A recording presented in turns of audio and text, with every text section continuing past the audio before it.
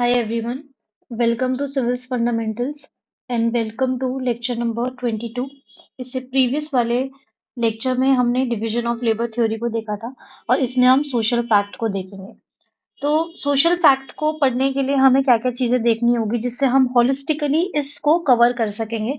PYQ के basis पर मैंने ये चार्ट बनाया है।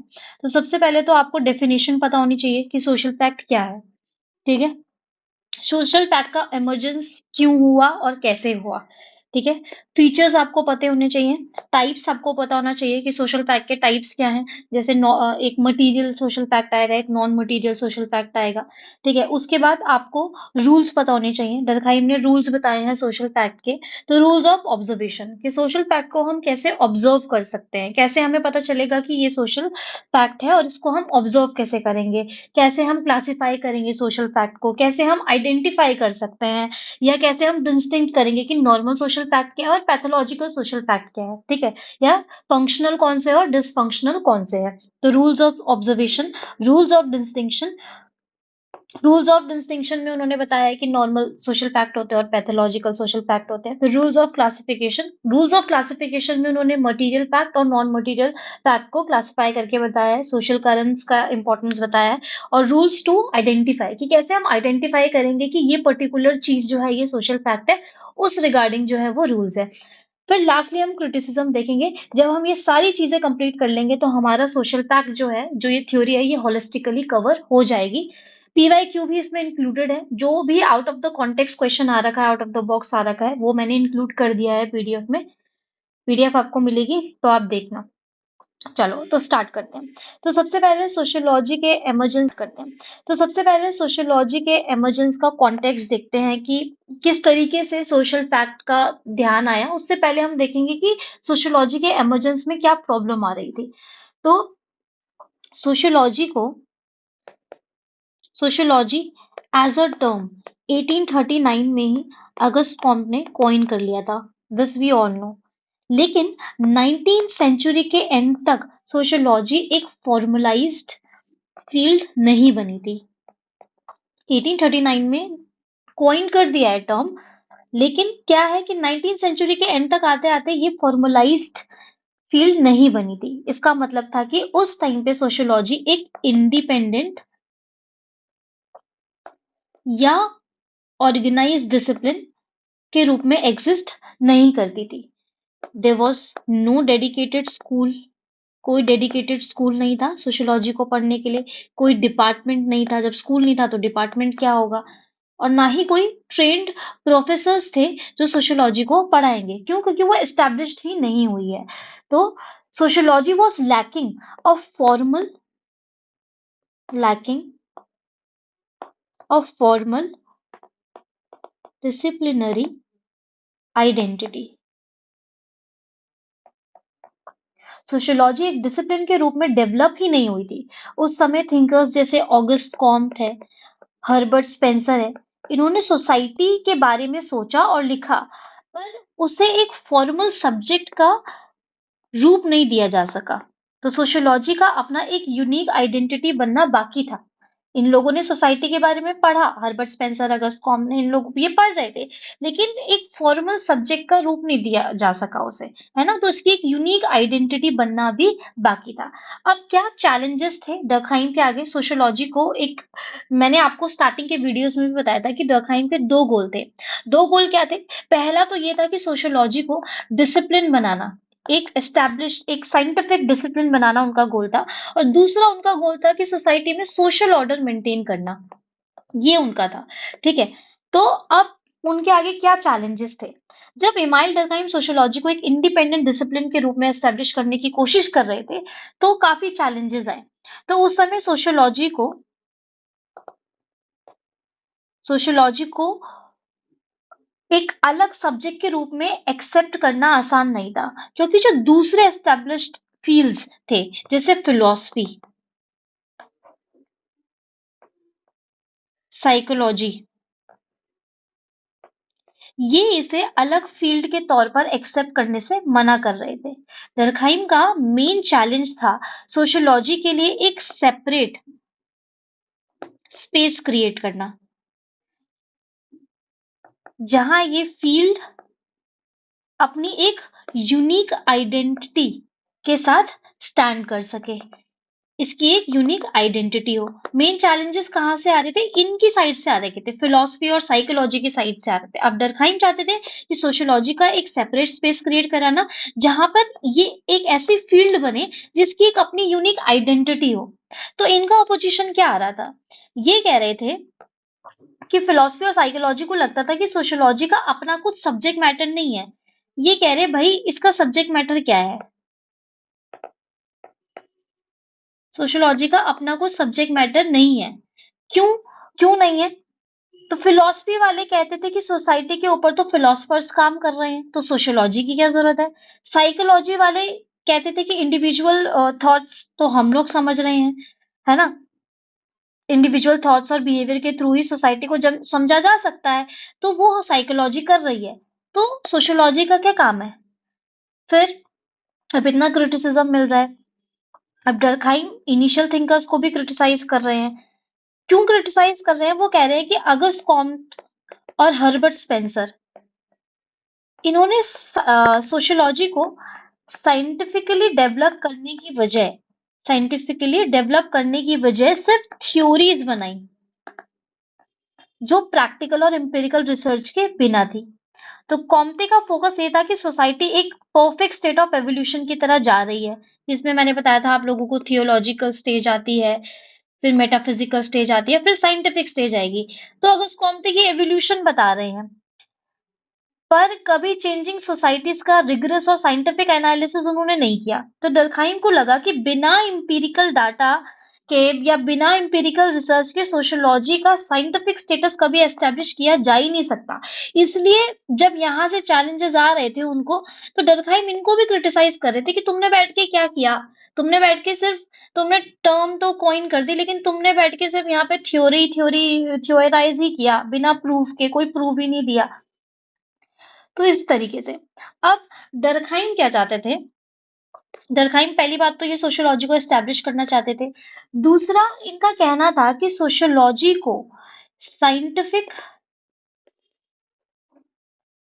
और इंपीरिकल रिसर्च पर फोकस करना चाहिए। अब ये साइंटिफिक डिसिप्लिन ही क्यों बनाना चाहते थे, ये अब आप समझो।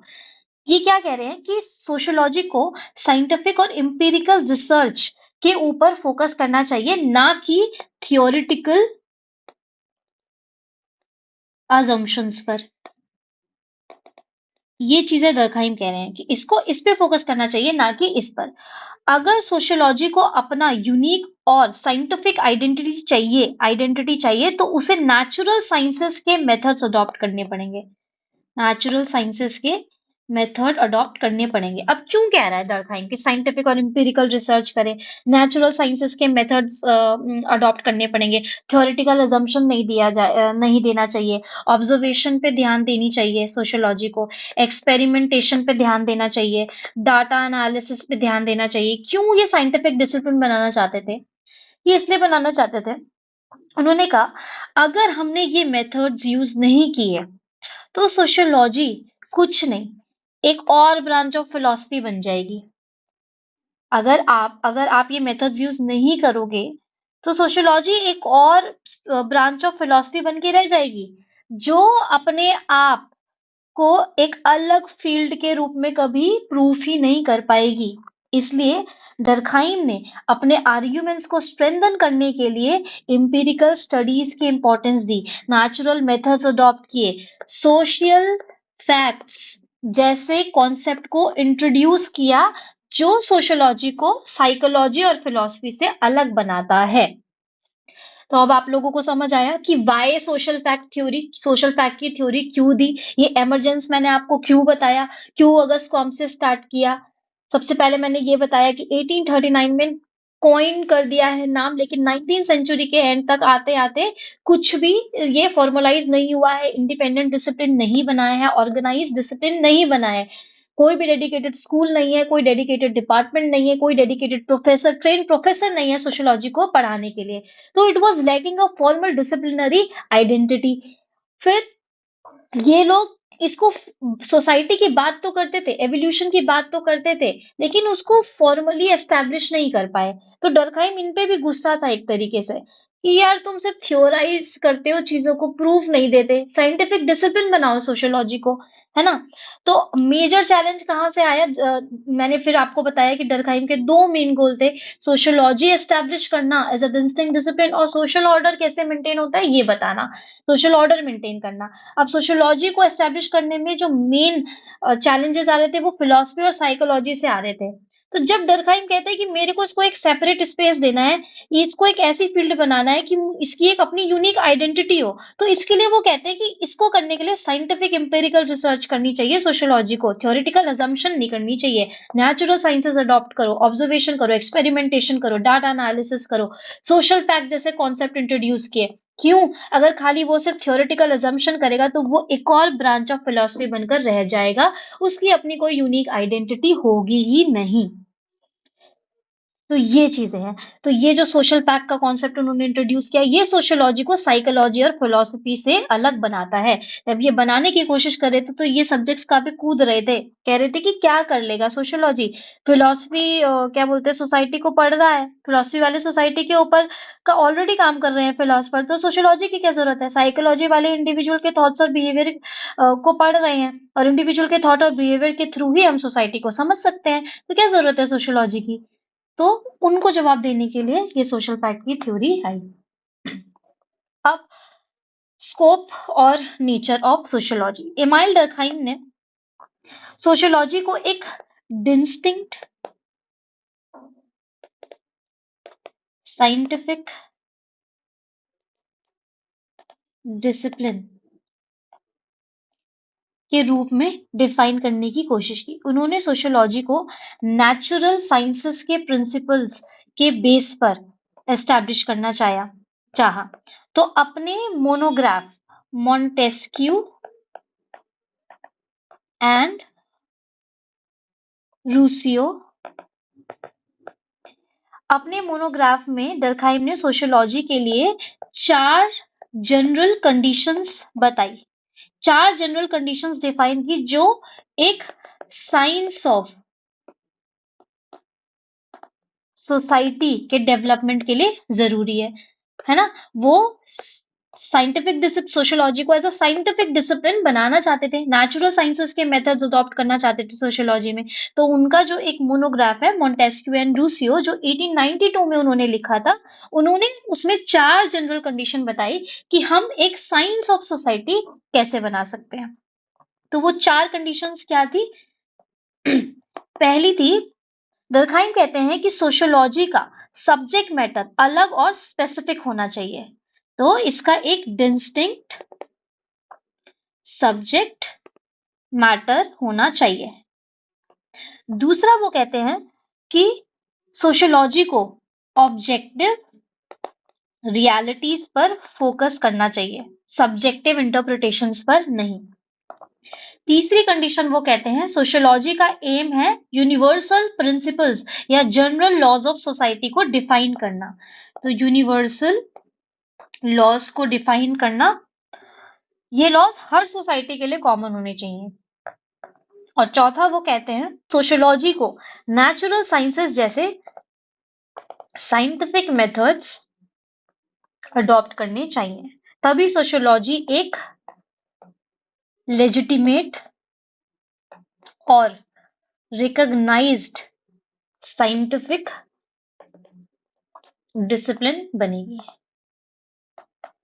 तो क्या कहते हैं वो, कि एक साइंस ऑफ सोसाइटी बनाने के लिए 4 कंडीशंस बता रहे हैं अपने मोनोग्राफ मॉन्टेस्क्यू एंड रूसियो में, जो उन्होंने 1892 में लिखी थी। क्या कह रहे हैं कि 4 जनरल कंडीशंस होनी चाहिए, कि सोशियोलॉजी का एक अपना डिस्टिंक्ट सब्जेक्ट मैटर होना चाहिए, सोशियोलॉजी को ऑब्जेक्टिव रियलिटीज पर फोकस करना चाहिए ना कि सब्जेक्टिव इंटरप्रिटेशंस पर, यूनिवर्सल लॉज को डिफाइन करना चाहिए, ये लॉज जो है हर सोसाइटी के लिए कॉमन होने चाहिए, और चौथा सोशियोलॉजी को नेचुरल साइंसेस जैसे साइंटिफिक मेथड्स अडॉप्ट करने चाहिए। जब ये 4 कंडीशन सोशियोलॉजी फुलफिल करेगी तभी वो एक लेजिटिमेट या रिकॉग्नाइज साइंटिफिक डिसिप्लिन बनेगी, और यही उनका गोल था, यही वो बताना चाहते थे। तो अब हम देखेंगे कि उन्होंने सब्जेक्ट मैटर डिफाइन किया, है ना। तो डर्कहाइम का सब्जेक्ट मैटर क्या था? इमाइल डर्कहाइम ने सोशियोलॉजी के सब्जेक्ट मैटर को डिफाइन किया और इसे सोशल फैक्ट्स के रूप में समझाया। उन्होंने क्या बोला कि सब्जेक्ट मैटर जो है सोशियोलॉजी का, वो क्या है? Social fact. तो ये सोशल फैक्ट, इसके बारे में वो अपनी book rules of sociological method में बताते हैं। ये मैंने आपको बायोग्राफी में भी बताया था, तभी कहती हूँ कि देख लिया करो, इग्नोर मत किया करो। इस बुक में ये subject matter of sociology, social facts, उसके बारे में बताते हैं। तो अब देखते हैं कि ये सोशल फैक्ट क्या होता है। तो ये क्या कहते हैं? पहली चीज, social fact must be regarded as things. Social fact must be regarded as things. मतलब they exist independently of individual consciousness and have an objective reality. Social fact को things के रूप में ट्रीट करना जरूरी है, क्योंकि ये इंडिविजुअलिटी क्रिएटेड नहीं होते, क्योंकि ये इंडिविजुअली क्रिएटेड नहीं होते, ये इंडिविजुअल कॉन्शियसनेस से इंडिपेंडेंट होते हैं और एक ऑब्जेक्टिव रियलिटी रखते हैं। फॉर एग्जाम्पल, एक ट्रैफिक सिग्नल है, अगर रेड लाइट का सिग्नल होता है, अगर रेड लाइट का सिंबल होता है, तो हर इंसान के लिए इसका मीनिंग सेम है, तो सब रुक जाते हैं। तो ये सिग्नल है, ये इंडिविजुअल थॉट्स के ऊपर डिपेंड नहीं करता, बल्कि एक कलेक्टिव एग्रीमेंट का रिजल्ट है। तो जो ये सोशल फैक्ट है, they exist independently of individual consciousness and have an objective reality. इनकी एक अपनी ऑब्जेक्टिव रियलिटी है। दूसरा क्या कहते हैं कि social fact must be specific and distinguishable. मतलब सोशल फैक्ट का जो सब्जेक्ट मैटर, सोशियोलॉजी का जो सब्जेक्ट मैटर है, must be distinct from other sciences. तो सब्जेक्ट मैटर स्पेसिफिक और डिस्टिंक्ट होना चाहिए सोशियोलॉजी का। सोशियोलॉजी को उन सोशल फिनोमिना को स्टडी करना चाहिए जो दूसरे साइंसेस जैसे फिलोसफी, साइकोलॉजी या बायोलॉजी इनसे अलग है। तो अगर एक सोशियोलॉजिस्ट पॉवर्टी को स्टडी करता है, तो उसका फोकस क्या होना चाहिए? पॉवर्टी को सोशल डायमेंशंस जैसे इनइक्वालिटी या सोशल इंक्लूजन, इन सब के फॉर्म में पढ़ना, सोशल डायमेंशंस पे फोकस करना। वहीं अगर एक इकोनॉमिस्ट पॉवर्टी को पढ़ेगा, तो वो इनकम और रिसोर्सेस के बेसिस पर इसको एनालाइज करेगा। तो ये कहते हैं कि social fact must be specific and distinguishable. The subject matter of sociology must be distinct from other sciences. Philosophy, psychology, biology, इनसे अलग होना चाहिए सब्जेक्ट मैटर। तीसरा क्या कहते हैं? Social fact should be observed and explained. मतलब sociology like natural sciences should aim to objectively observe and explain phenomena. Objectively observe करना है और उसको एक्सप्लेन करना है किसी भी फिनोमेना को। तो यहाँ पर ये सब्जेक्ट मैटर अपना बता रहे हैं। तो सब्जेक्ट मैटर के बारे में अपनी book the rules of sociological method जो इन्होंने 1895 में बताई थी, वहां पर बताते हैं। क्या बता रहे हैं? तीन चीजें कहते हैं कि सोशल फैक्ट जो होते हैं, तीन चीजें होनी चाहिए। It must be regarded as things, must be specific and distinguishable, should be observed and explained. ये चीजें होती हैं। फिर अब ये डेफिनेशन देते हैं। तो ये डेफिनेशन आप एग्जैक्टली याद करो, है ना, और पेपर में डालना। डेफिनेशन क्या कहते हैं? क्या कहते हैं? सोशल फैक्ट क्या है? The ways of acting, thinking, feeling which are external to the individual but have coercive power by reason of which they control him। क्या कह रहे हैं? सोशल फैक्ट को कैसे डिफाइन कर रहे हैं? It is the ways of acting, thinking, feeling which are external to individual, individual के एक्सटर्नल है, but have a coercive power by reason of which they control him. मतलब सोशल फैक्ट वो चीजें हैं जो इंडिविजुअल के बाहर होती है, लेकिन उनका इतना कोर्सिव पावर होता है कि ये इंडिविजुअल को अपने बिहेवियर और थॉट्स को कंट्रोल करने पर मजबूर करती है। फॉर एग्जाम्पल, एग्जाम्पल क्या है सोशल फैक्ट का? लीगल कोड्स, ये एक तरीके का एग्जाम्पल है। जैसे ट्रैफिक रूल्स या लॉस जो हमारी डेली लाइफ को रेगुलेट करते हैं, जैसे स्पीड लिमिट या क्राइम के कॉन्सिक्वेंसेस। अगर रेड लाइट्स पर रुकना पड़ता है ना? आपको अगर रेड लाइट है तो आपको रुकना पड़ेगा। चाहे आप खुद चाहते हो रुकना या नहीं, अगर रेड लाइट है तो रुकना पड़ेगा। तो ये रूल है जो सोसाइटी ने बनाए हैं और आपको फॉलो करना पड़ेगा। तो it can be the way of acting, it can be the way of thinking, it can be the way of feeling, which are external but have a coercive power to control that individual। फिर दूसरा और क्या हो सकते हैं social fact? जैसे customs, rituals, आपका traditions, ये हो सकते हैं। हमारे कल्चर में जो रिचुअल्स हैं, जैसे वेडिंग्स हैं, आपका फेस्टिवल है या अदर कल्चरल ट्रेडिशंस है, ये सब भी सोशल फैक्ट है। दिवाली पर घर की सफाई करना या ईद पर फैमिली के साथ मील खाना, ये कस्टम्स है जो हमारे कल्चर में सेट हैं और हम फॉलो करते हैं। फिर तीसरा क्या है? मॉरल कोड्स, मॉरल वैल्यूज, ये एक तरीके के सोशल फैक्ट हैं। फिर रिलीजियस प्रैक्टिसेस, रिलीजियस बिलीफ, ये एक तरीके का आपका सोशल फैक्ट है।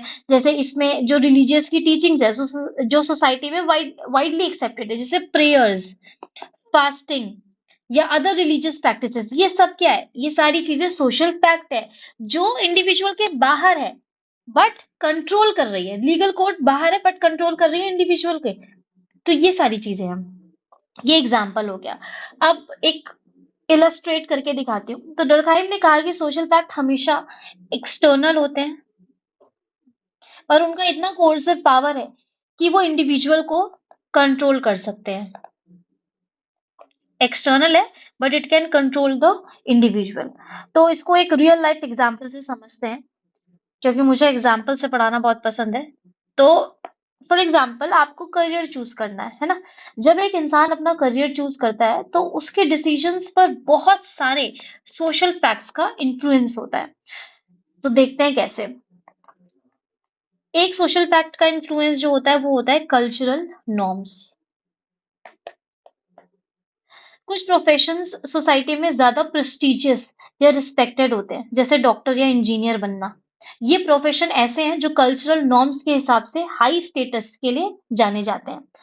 तो अगर आप अपनी फैमिली में, अपने कम्युनिटी में कोई आर्टिस्ट या म्यूजिशियन बनना चाहते हैं, तो हो सकता है आपको ये प्रेशर हो कि डॉक्टर या इंजीनियर बनना ज्यादा रिस्पेक्टेड है। तो this is the way cultural norms which is a social factor influencing our decision of choosing a career. फिर दूसरा क्या हो सकता है? Economic conditions. आजकल जॉब मार्केट की डिमांड भी एक सोशल फैक्ट है। अगर जॉब मार्केट में डिमांड है किसी स्पेसिफिक फील्ड में, तो आपका करियर डिसीजन भी उसके हिसाब से होगा। फॉर एग्जाम्पल, अगर आजकल आईटी सेक्टर बूम कर रहा है, तो आपको भी अपने करियर के लिए इंजीनियरिंग या कंप्यूटर साइंस का ऑप्शन ज्यादा सूटेबल लगेगा, क्योंकि जॉब ज्यादा अवेलेबल है। तो this is how economic condition which is a social fact is influencing are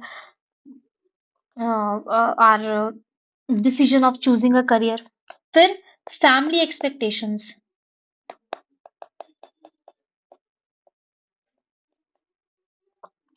परिवार का एक्सपेक्टेशन भी एक सोशल फैक्ट है। बहुत बार फैमिली का प्रेशर होता है कि उनके बच्चे सिक्योर और रिस्पेक्टेड करियर चॉइसेस करें। तो अगर आपकी फैमिली चाहती है कि आप डॉक्टर बने, तो हो सकता है कि आप अपनी पर्सनल चॉइस के बावजूद फैमिली के एक्सपेक्टेशंस को ध्यान में रखते हुए वही करियर चूज करें। फिर एजुकेशन सिस्टम। आपकी एजुकेशन सिस्टम भी एक इम्पॉर्टेंट सोशल फैक्ट है जो आपके करियर चॉइसेस को शेप करती है। अगर आपको किसी स्पेसिफिक फील्ड में ट्रेनिंग या रिसोर्सेज अवेलेबल है, तो इस उस फील्ड में करियर बनाना ज्यादा इजियर होता है। फॉर एग्जाम्पल, अगर आपके स्कूल में इंजीनियरिंग का करिकुलम ज्यादा डिटेल्ड है और रिसोर्सेज आपको प्रोवाइडेड हैं, तो नेचुरली आपको इंजीनियर बनने में आसानी होती है। फिर जेंडर रोल्स। जेंडर रोल्स भी एक सोशल फैक्ट है जो करियर डिसीजन को इन्फ्लुएंस करता है। सोसाइटी में कुछ करियर को जेंडर स्पेसिफिक माना जाता है, जैसे कि वुमेन को ज्यादा टीचिंग या नर्सिंग के प्रोफेशन में जाना एक्सपेक्ट किया जाता है। तो ये सारी चीजें हैं, ये सारे सोशल फैक्ट है जो इंडिविजुअल को कंट्रोल कर रहे हैं। एक इंडिविजुअल का डिसीजन लेना है, उसको करियर चूज करना है, तो ये सारे सोशल फैक्ट्स है जो उसको इन्फ्लुएंस कर रहे हैं। तो इस तरीके से है। तो समरी क्या है कि सोशल पैक्ट वो चीजें होती हैं जो इंडिविजुअल के बाहर होती हैं, लेकिन इतना कोर्सिव पावर होता है इनका कि ये हमारे एक्शंस को इन्फ्लुएंस करती है। Example, legal code, custom, moral rules, religious beliefs, language, ये सारी। करियर डिसीजन का हमने एग्जाम्पल लिया है ना, कि कैसे cultural norms, family expectations, economic conditions, ये सारी चीजें एक इंसान के करियर चॉइस करने को शेप करता है। तो ये पूरा सोशल पैक्ट है। अब आते हैं हमने डेफिनेशन देख ली, है ना? उससे पहले जो उन्होंने अपने रूल्स ऑफ सोशियोलॉजिकल मेथड में बताया था कि सोशल पैक्ट क्या है, हमने वो देख लिया। अब आते हैं हम कैरेक्टरिस्टिक्स ऑफ सोशल पैक्ट में। तो कैरेक्टरिस्टिक्स क्या है? कैरेक्टरिस्टिक्स है, social pacts are external to individual and internal to society. मतलब सोशल पैक्ट का सबसे इंपॉर्टेंट फीचर है कि ये इंडिविजुअल के बाहर एग्जिस्ट करते हैं, ये हमारे जन्म लेने के पहले से होते हैं और हमारे बाद भी सोसाइटी में बने रहते हैं। फॉर एग्जाम्पल, रिलीजियस प्रैक्टिसेस जैसे मंदिर जाना या नमाज पढ़ना, ये चीजें किसी एक इंडिविजुअल की वजह से नहीं होती, ये हमारे एंसेस्टर्स ने फॉलो की और अब हम फॉलो कर रहे हैं और आगे भी फॉलो होता रहेगा। ठीक है, तो जब तक ये सोसाइटी चलती रहेगी तब तक ये फॉलो होता रहेगा। तो these are external to individual and internal to society. Next characteristics क्या है? Social facts are constraining in nature. Constraining in nature, constraining in nature का मतलब क्या है? सोशल पैक्ट हमारे ऊपर एक तरह का प्रेशर बनाते हैं। ये नॉर्म्स और रूल्स हमें कंपेल करते हैं कि हम सोसाइटी के हिसाब से बिहेव करें, सोसाइटी के अकॉर्डिंगली बिहेव करें। अगर हम इन्हें फॉलो नहीं करते तो कॉन्सिक्वेंसेस हमें फेस करने पड़ते हैं। वो पनिशमेंट के फॉर्म में हो सकता है, क्रिटिसिज्म के फॉर्म में हो सकता है, गिल्ट के फॉर्म में हो सकता है, ये सारी चीजें। फिर तीसरा क्या है? Social facts are generally present throughout the society। तो सोशल फैक्ट यूनिवर्सल होते हैं, मतलब पूरी सोसाइटी में हमको मिलेंगे ही मिलेंगे। ये किसी एक इंडिविजुअल के बिलीफ या हैबिट से नहीं बनते, बल्कि कलेक्टिव बिलीफ और प्रैक्टिसेस के बेस पर होते हैं। तो हर सोसाइटी में हमको मिलेगा। ठीक है, तो ये क्या हो गए? इसके कैरेक्टरिस्टिक्स हो गए। अब आते हैं टाइप्स पर। तो टाइप्स अगर हम देखें तो एक है मटेरियल सोशल पैक्ट, एक है आपका नॉन मटेरियल सोशल पैक्ट, और आगे जाके रूल्स ऑफ क्लासिफिकेशन में एक और आता है सोशल करंट्स, या जिसे हम नॉन इंस्टीट्यूशनलाइज्ड सोशल पैक्ट भी कहते हैं। तो मटेरियल सोशल पैक्ट क्या होते हैं? मटेरियल सोशल पैक्ट वो चीजें होती हैं जो टेंजिबल है, वो सोशल पैक्ट जो टेंजिबल है या जिसको हम ऑब्जर्व कर सकते हैं, ऑब्जर्वेबल होती है। तो डरखाई ने सोशल मटेरियल सोशल पैक्ट को डिसेंडिंग ऑर्डर में डिवाइड किया। कैसे? क्या टेंजिबल है और क्या हम ऑब्जर्व कर सकते हैं। तो जनरल टू मोर स्पेसिफिक हम देखेंगे। तो सबसे पहले इसका एग्जांपल है सोसाइटी, है ना? ये सबसे जनरल फॉर्म है जिसमें कलेक्टिव होल को रिप्रेजेंट किया गया है, एक सोसाइटी का एग्जिस्टेंस जिसमें लोग हैं, है ना, इंस्टीट्यूशंस हैं, कल्चर है, ये सब इंक्लूडेड है। तो ये क्या है? एक तरीके का material social factor. This is tangible, this can be observe, हम देख सकते हैं। दूसरा क्या कहते हैं कि स्ट्रक्चरल कंपोनेंट ऑफ सोसाइटी, ये भी एक सोशल फैक्ट है। स्ट्रक्चरल कंपोनेंट में क्या आएंगे? ये वो इंस्टीट्यूशन है जो सोसाइटी की फंक्शनिंग को ऑर्गेनाइज करते हैं। जैसे इसका एग्जांपल क्या है? State, church, schools, judiciary. तो इन सब की भी कोई ना कोई कलेक्टिव वैल्यू होती है। सोशल फैक्ट की डेफिनेशन क्या थी? सोशल फैक्ट की डेफिनेशन थी the ways of acting, thinking, feeling, है ना, which are external to individual but influence the individual. तो यहाँ पर स्कूल है, जुडिशरी है, चर्च है, स्टेट है, इनकी अपनी कलेक्टिव वैल्यू है, सोसाइटी की अपनी कलेक्टिव वैल्यू है, इनका अपना एक थिंकिंग का प्रोसेस होगा, है ना, सब इन सबकी अपनी कलेक्टिव वैल्यूज होगी जो इन्फ्लुएंस को, जो इंडिविजुअल को इन्फ्लुएंस करती है। स्कूल हमें इन्फ्लुएंस करते हैं, हमारे बिहेवियर को देखते हैं, चर्च हमें हमारे बिहेवियर को रेगुलेट करता है, जुडिशरी करती है, स्टेट करती है, सोसाइटी करती है एज अ होल। तो ये इसलिए सोशल फैक्ट है।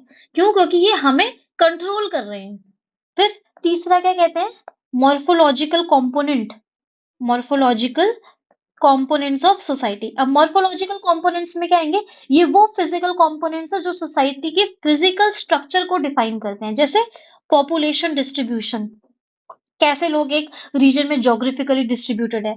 फिर चैनल्स ऑफ कम्युनिकेशन, जैसे roads, telecommunication networks, housing arrangements, जैसे अर्बन रूरल सेटलमेंट्स का पैटर्न। तो ये सब वो कहते हैं कि ये सारे सोशल फैक्ट है। एक सोसाइटी तो जनरल टू मोर स्पेसिफिक में वो डिसेंडिंग ऑर्डर में डिवाइड करते हैं। तो सोसाइटी एक मटीरियल सोशल फैक्ट है। स्ट्रक्चरल कंपोनेंट जैसे स्टेट, चर्च, स्कूल, जुडिशरी, ये सोशल फैक्ट है।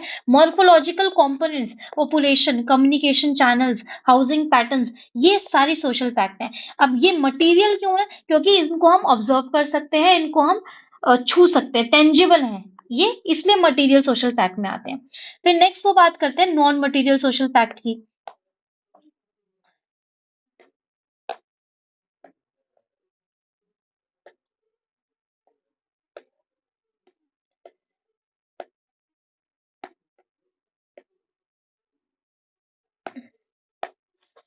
अब नॉन मटेरियल सोशल फैक्ट वो चीजें हैं जो इनटेंजिबल है, जिनको हम छू नहीं सकते, लेकिन फिर भी सोसाइटी को शेप कर रही है, फिर भी सोसाइटी को शेप करने में इक्वली इंपॉर्टेंट है। ये फैक्ट्स कलेक्टिव ह्यूमन कॉन्शियसनेस का पार्ट होते हैं, जो इंडिविजुअल एक्शंस को रेगुलेट करते हैं। इनटेंजिबल है, कलेक्टिव ह्यूमन कॉन्शियसनेस का पार्ट है जो इंडिविजुअल को रेगुलेट कर रहे हैं। फॉर एग्जाम्पल, ये एब्स्ट्रैक्ट नेचर के होते हैं, मतलब इनकी कोई फिजिकल आइडेंटिटी नहीं होती, बल्कि ये मेंटल फ्रेमवर्क्स होते हैं जो इंसान को, इंडिविजुअल को रेगुलेट करते हैं, उनके दिमाग में होते हैं, मेंटल फ्रेमवर्क्स होते हैं। फिर ये सोशल फैक्ट शेयर्ड वैल्यूज और नॉर्म्स के थ्रू इंडिविजुअल एक्शंस को रेगुलेट करते हैं। For example, culture, norms, morals, collective conscience, collective representation, ये इंटेंजिबल होते हैं, है ना, ये एब्स्ट्रैक्ट नेचर के होते हैं। और जो ये होते हैं टेंजिबल वाले, ये कंक्रीट नेचर के होते हैं, इनको हम देख सकते हैं, ऑब्जर्व कर सकते हैं। कंक्रीट एंड एब्स्ट्रैक्ट क्या है, जिनको हम छू नहीं सकते, इनटेंजिबल है, लेकिन फिर भी ये हमें कंट्रोल कर रहे हैं, इंडिविजुअल को कंट्रोल कर रहे हैं। तो इसके एग्जाम्पल क्या हो गए, culture, norms, morals, collective conscience, collective representation. ठीक है, कलेक्टिव थिंकिंग, कलेक्टिव फीलिंग।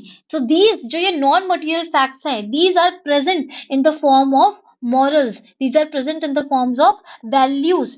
और हमें नॉन मटेरियल फैक्ट ज्यादातर कहाँ मिलता है, कौन सी सोसाइटी में मिलता है, सोचो। ये ज्यादातर हमें ट्रेडिशनल सोसाइटी में मिलता है, ट्रेडिशनल सोसाइटीज में मिलेगा। और जो मटेरियल सोशल फैक्ट है, जिनकी कॉन्क्रीट फॉर्म्स होती हैं, जैसे state, church, school, judiciary, rule of law, division of labour, ये मॉडर्न सोसाइटी में डोमिनेट करते हैं। तो मटेरियल फैक्ट्स क्या होते हैं, material facts non material fact के ही मैनिफेस्टेशन होते हैं। ये कल्चर, नॉर्म्स, मॉरल, इन्हीं का मैनिफेस्टेशन है मॉडर्न सोसाइटी में मटेरियल फैक्ट। ठीक है, तो ये हो गया मटेरियल फैक्ट, ये हो गया नॉन मटेरियल फैक्ट। एक आगे जाके रूल्स ऑफ क्लासिफिकेशन में वो सोशल करंट्स भी बताते हैं, जिसको हम नॉन इंस्टीट्यूशनलाइज्ड भी कहते हैं। अब नॉन इंस्टीट्यूशनलाइज्ड क्यों कहते हैं, ये देखिए। तो अब सोशल करंट्स को हम समझ सकते हैं as non institutionalized social fact, जो अभी तक पूरी तरीके से क्रिस्टलाइज्ड या स्ट्रक्चर्ड नहीं हुए हैं।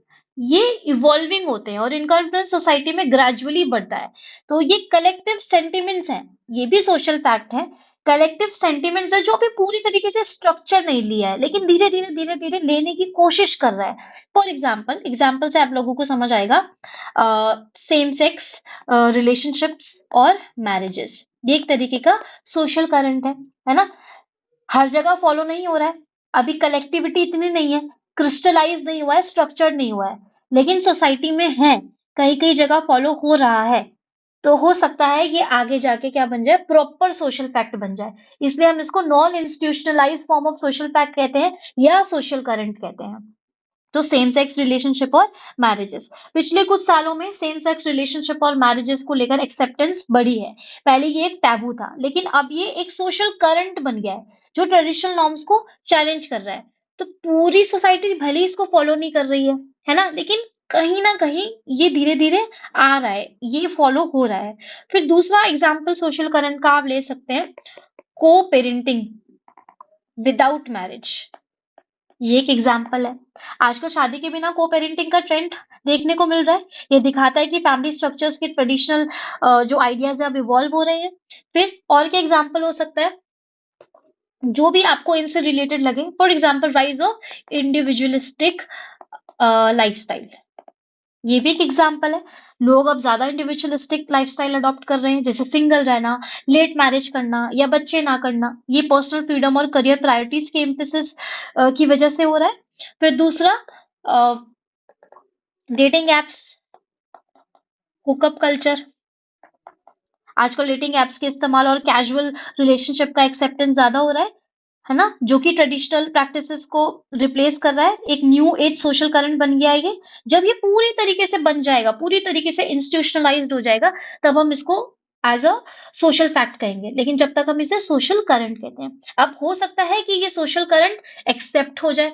अगर ये एक्सेप्ट हो जाएगा, ये सारी चीजें एक्सेप्ट हो जाएंगी पूरी तरीके से, सब सब इसको फॉलो करने लगेंगे, तो ये एक न्यू नॉर्मल सोशल फैक्ट बन जाएगा। लेकिन अगर ये सोशल करंट एक्सेप्टेड नहीं होते, तो ये पैथोलॉजिकल सोशल फैक्ट बन जाएगा, which will see in the rules of distinctions. वो मैं आपको अभी बताऊंगी। तो इसका एग्जाम्पल समझ आ गया। और भी बहुत सारे एग्जाम्पल है, intercaste marriages, inter ethnic relationships, open marriages, है ना, gender role reversals and partnerships. ये सारे एग्जाम्पल है सोशल करंट के। अगर ये एक्सेप्ट हो गए, तो ये बन जाएगा न्यू नॉर्मल सोशल फैक्ट। अगर ये एक्सेप्ट नहीं होते हैं, ये सोशल करंट एक्सेप्ट नहीं होते हैं, तो इनको क्या कहेंगे वो, कि ये पैथोलॉजिकल सोशल फैक्ट है, which are dysfunctional to the society, जिसकी वजह से इंटीग्रेशन नहीं आ रहा है। ये अभी आगे मैं बताऊंगी, अभी इतना समझो। तो ये हो गया हमारा टाइप्स। तो हमने डेफिनेशन देख लिया, हमने कैरेक्टरिस्टिक देख लिया, सोशल फैक्ट की इमर्जेंस देख ली, सोशल फैक्ट क्या होता है वो देख लिया, और उसके बाद हमने टाइप्स भी देख लिया। अब आते हैं रूल्स ऑफ सोशल फैक्ट पे, है ना।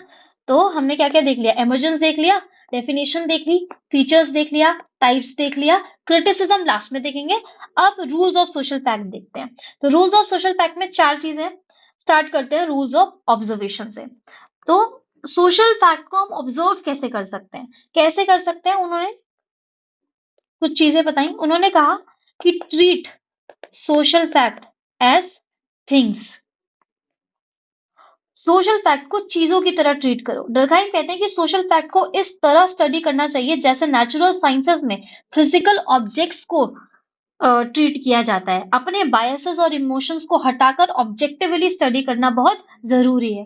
For example, crime rate. जब हम क्राइम को स्टडी कर रहे हैं, तो ये देखना चाहिए कि सोसाइटी में कितने क्राइम्स हो रहे हैं, ना कि ये सोचना कि भाई क्राइम गलत है, अच्छा है, सही है। ये सब नहीं देखना है, तो इसको एज अ थिंग्स पढ़ो। फिर मैरिज पैटर्न्स का एग्जांपल आप लो। शादियों का ट्रेंड स्टडी करते समय बस ये देखना है कि किस एज ग्रुप के लोग शादी कर रहे हैं और किस सोशो इकोनॉमिक ग्रुप में, बिना ये जज किए कि शादी करना सही है या गलत। तो ऑब्जेक्टिवली स्टडी करो, treat social fact as things. तो ऑब्जर्व कैसे करना है, ये मेथड्स बता रहे हैं। फिर वो क्या कहते हैं, एलिमिनेट प्री कंसीव्ड आइडियाज। जब आप सोशल फैक्ट को ऑब्जर्व करोगे, तो अपने मन के पुराने विचारों को हटाओ, एलिमिनेट करो प्री कंसीव आइडियाज। वो बोलते हैं रिसर्च करते वक्त अपने पुराने अजम्पशंस को साइड पर रखो। अगर हम बायस्ड होंगे, तो रिसर्च में हमारी बायसनेस हमारे ओपिनियंस में रिफ्लेक्ट करेगी। फॉर एग्जाम्पल, जब रिलीजन को स्टडी करते हैं, तो सोचना छोड़ दीजिए कि एक रिलीजन दूसरे से सुपीरियर है। बस ये देखना चाहिए कि रिलीजन का काम क्या है, जैसे कि लोगों को इमोशनली सपोर्ट देना, यूनिटी बनाए रखना। कास्ट सिस्टम, इसे जज करने की जगह ये स्टडी करो कि कास्ट सिस्टम सोसाइटी में लोगों के सोशल रोल्स कैसे डिफाइन करता है। तो क्या कहते हैं कि अपनी प्री कंसीव आइडिया को एलिमिनेट करो, अपने पुराने अजम्पशंस को साइड पे रख के फिर सोशल फैक्ट को ऑब्जर्व करो, फिर उसको स्टडी करो। फिर तीसरा क्या कहते हैं, define the subject matter precisely. जो भी सोशल फैक्ट आप स्टडी कर रहे हो उसका मतलब क्लियर होना चाहिए। अगर सब्जेक्ट मैटर अनक्लियर होगा तो कंफ्यूजन होगा और स्टडी एक्यूरेट नहीं होगी। तो जब आप एजुकेशन की स्टडी करते हैं तो पहले ये डिफाइन करो कि आप स्कूल एजुकेशन को देख रहे हो या इनफॉर्मल एजुकेशन को देख रहे हो। तो you should define the subject matter precisely. कभी भी कोई भी सोशल फैक्ट स्टडी करने से पहले उसका सब्जेक्ट मैटर को प्रिसाइसली डिफाइन करो। फिर चौथा क्या कहते हैं, recognise the externality of social fact. Social facts हमारे पर्सनल थॉट्स या ओपिनियन से इंडिपेंडेंट होते हैं। तो ये सोसाइटीज के रूल्स और नॉर्म्स होते हैं जो इंडिविजुअल्स पर फोर्स लगाते हैं। तो ये चीज रिकॉग्नाइज करो कि ये हमारे अपने पर्सनल थॉट्स और ओपिनियन से अलग हैं। ये इंडिविजुअल पर एक प्रेशर क्रिएट करेंगे, तो उस एक्सटर्नैलिटी को रिकॉग्नाइज करो। फिर दूसरा क्या कहते हैं ये कि study social facts in context. Her social fact का मीनिंग और काम उसके सोशल, हिस्टोरिकल और कल्चरल कॉन्टेक्स्ट पर डिपेंड करता है, तो उस हिसाब से पढ़ो। फॉर एग्जाम्पल, एक सोसाइटी में क्राइम या करप्शन जो है वो नॉर्मल हो सकता है, क्योंकि हो सकता है वो वहां सिस्टमिक हो, लेकिन दूसरी सोसाइटी में वो सीवियर क्राइम भी माना जा सकता है। अगर हम करप्शन की बात करें, एक सोसाइटी में नॉर्मल हो सकता है क्योंकि वहां पे सिस्टम ही ऐसा है, वो सिस्टमिक है, लेकिन दूसरी सोसाइटी में उसको सीवियर क्राइम भी माना जा सकता है। या एग्जाम्पल अगर हम फैमिली का लें, तो जॉइंट फैमिली सिस्टम इंडिया में कॉमन है, लेकिन वेस्टर्न कंट्रीज में न्यूक्लियर फैमिली ज्यादा है। तो हर सोशल फैक्ट का मीनिंग और काम उसके सोशल, हिस्टोरिकल और कल्चरल कॉन्टेक्स्ट पर डिपेंड करता है। फिर वो क्या कहते हैं कि कंपेरेटिव मेथड यूज करो। जब आप ऑब्जर्व करोगे सोशल फैक्ट को तो कंपेरेटिव मेथड यूज करो। अगर हम यूनिवर्सल सोशल प्रिंसिपल्स को समझना चाहते हैं तो अलग अलग सोसाइटीज के सिमिलर सोशल फैक्ट्स को कंपेयर करना जरूरी है। फॉर एग्जाम्पल, कंपेयर करो कि इंडिया में अरेंज मैरिजेस कॉमन है, लेकिन वेस्टर्न कंट्रीज में लव मैरिजेस कॉमन है। तो इस कंपैरिजन से सोसाइटीज के वैल्यू सिस्टम समझने में हेल्प मिलेगी। या एजुकेशन सिस्टम का एग्जाम्पल लें, तो एक डेमोक्रेटिक सोसाइटी जैसे यूएसए है ना, यहाँ के एजुकेशन सिस्टम को और एक ऑथोरिटेरियन सोसाइटी, इसमें एग्जांपल लेते हैं नॉर्थ कोरिया, इसके एजुकेशन सिस्टम को कंपेयर करो और देखो कि उनका फोकस अलग क्यों है। तो इस तरीके से वो रूल्स बताते हैं कि कैसे आपको सोशल फैक्ट को ऑब्जर्व करना चाहिए। पहला रूल क्या बताते हैं कि सोशल फैक्ट को एज अ थिंग ट्रीट करो। You should eliminate your pre conceived ideas. जब आप सोशल फैक्ट को स्टडी कर रहे हो तो अपने जो अजम्पशंस हैं उसको हटाकर करो। फिर define the subject matter precisely. जो भी आप सोशल फैक्ट पढ़ रहे हो उसका सब्जेक्ट मैटर डिफाइन करो प्रिसाइसली। फिर एक्सटर्नैलिटी ऑफ सोशल फैक्ट को रिकॉग्नाइज करो कि इंडिविजुअल से बाहर होते हैं। फिर सोशल फैक्ट को कॉन्टेक्स्ट के हिसाब से पढ़ो, उसके सोशल, हिस्टोरिकल, कल्चरल कॉन्टेक्स्ट पर डिपेंड करता है उस सोशल फैक्ट का मीनिंग या उसका काम। फिर कंपेरेटिव मेथड यूज करो। अगर हम यूनिवर्सल सोशल प्रिंसिपल्स बनाना चाहते हैं तो अलग अलग सोसाइटी को कंपेयर करना और उनकी वैल्यूज को समझना बहुत ज्यादा जरूरी है। अब पीवाई क्यों आया था कि what are the problems in observing the social fact. आप क्या करते हैं कि बच्चे सिर्फ ये पढ़ के चले जाते हैं, ठीक है, इमर्जेंस पढ़ लिया, डेफिनेशन, फीचर्स, टाइप्स पढ़ लिया, रूल्स ऑफ ऑब्जर्वेशन पढ़ लिया, फिर रूल्स ऑफ डिस्टिंक्शन पे आ जाते हैं। बट रूल्स ऑफ ऑब्जर्वेशन की प्रॉब्लम्स क्या है वो भी तो पढ़ो। ये क्वेश्चन आया, क्वेश्चन यहाँ से नहीं आया जो बच्चे पढ़ के गए, क्वेश्चन आया कि प्रॉब्लम क्या है। तो इस तरीके से होलिस्टिकली पढ़ना चाहिए। तो डरखाइम ने कहा कि सोशल फैक्ट को साइंटिफिक और ऑब्जेक्टिव तरीके से स्टडी करना चाहिए, लेकिन उन्होंने ये भी माना कि सोशल फैक्ट को ऑब्जर्व करने में कई चैलेंजेस और लिमिटेशंस होते हैं। जैसे कि सोशल फैक्ट का एब्स्ट्रैक्ट नेचर, ये एक चैलेंज है उसको ऑब्जर्व करने में। सोशल फैक्ट अक्सर एब्स्ट्रैक्ट और इंटेंजिबल होते हैं, इस वजह से इन्हें डायरेक्टली ऑब्जर्व ही नहीं कर सकते। ये फिजिकल फैक्ट्स की तरह डायरेक्टली मेजर हो ही नहीं सकते। जैसे नेचुरल साइंसेस के फैक्ट मेजर हम डायरेक्टली कर लेते हैं, वो हम इसको नहीं कर सकते क्योंकि इसका एब्स्ट्रैक्ट नेचर है। फॉर एग्जाम्पल, अनोमी है ना, ये नॉर्मलेसनेस की सिचुएशन अनोमी, ये एक सोशल फैक्ट है जो डायरेक्टली देखने को नहीं मिलता। इसका ऑब्जर्वेशन हम उसके अफेक्ट के थ्रू करते हैं। जैसे सुसाइड रेट्स या क्रिमिनलिटी के पैटर्न्स है। तो यहाँ प्रॉब्लम आती है कि इसको हम डायरेक्टली ऑब्जर्व नहीं कर सकते। अब अनोमी क्योंकि एक सोशल फैक्टर, तो इनडायरेक्टली इसको ऑब्जर्व करना पड़ेगा कि अच्छा क्रिमिनलिटी पे क्या असर पड़ रहा है, क्या पैटर्न है, फिर सुसाइड रेट्स के हिसाब से, तो डायरेक्टली देखने को नहीं मिलता। दूसरा प्रॉब्लम क्या आता है कि इसका ऑब्जेक्टिव ऑब्जर्वेशन करना बहुत ज्यादा मुश्किल है। क्यों? क्योंकि डर्कहाइम का मानना था कि सोशल फैक्ट को ऑब्जेक्टिव तरीके से स्टडी करना चाहिए, लेकिन ये करना मुश्किल है क्योंकि रिसर्चर अपने कल्चरल और सोशल बायसेस के इन्फ्लुएंस में होते हैं, जो उनकी ऑब्जर्वेशन को अफेक्ट कर सकते हैं। फॉर एग्जाम्पल, सुसाइड के स्टडी में डर्कहाइम ने कोशिश की थी कि पर्सनल बिलीफ्स और मॉरल जजमेंट्स को अलग रखें ताकि वो सुसाइड रेट्स को ऑब्जेक्टिवली एनालाइज कर सके, लेकिन फिर भी अपने बायसेस के कारण इंडिविजुअल एक्शंस के मोरालिटी या रीजंस को जज करने लगते ही हैं जो रिसर्चर्स होते हैं, क्योंकि उनका एक पर्टिकुलर बायस है किसी चीज को रिलेटेड। तो जब वो कोई इंडिविजुअल एक्शन पढ़ रहे हैं तो उस इंडिविजुअल एक्शन के पीछे की मोरालिटी या उस इंडिविजुअल एक्शन के पीछे के रीजन को वो जज करने लगते ही लगते हैं। फिर तीसरा क्या है? तीसरा प्रॉब्लम क्या है? कॉज़ैलिटी एंड कॉम्प्लेक्सिटी। सोशल फैक्ट अक्सर एक दूसरे से इंटर रिलेटेड होते हैं, जिनमें कॉजल रिलेशनशिप को समझना काफी चैलेंजिंग होता है। किसी एक सोशल फिनोमेना का कॉज को आइसोलेट करना मुश्किल है, क्योंकि वो अलग-अलग फैक्टर्स के साथ इंटरकनेक्टेड हो सकता है। फॉर एग्जाम्पल, डर्कहाइम अपनी सोसाइटी की स्टडी में सोशल इंटीग्रेशन और सोशल रेगुलेशन को की वेरिएबल्स के रूप में बताया कि इनकी जो ये सोशल इंटीग्रेशन और सोशल रेगुलेशन है, ये मेन कॉज है। इसकी वजह से सुसाइड को हम जान सकेंगे कि ये रेगुलेशन ज्यादा है तो क्या होगा, इंटीग्रेशन है तो कम है या ज्यादा है तो क्या होगा।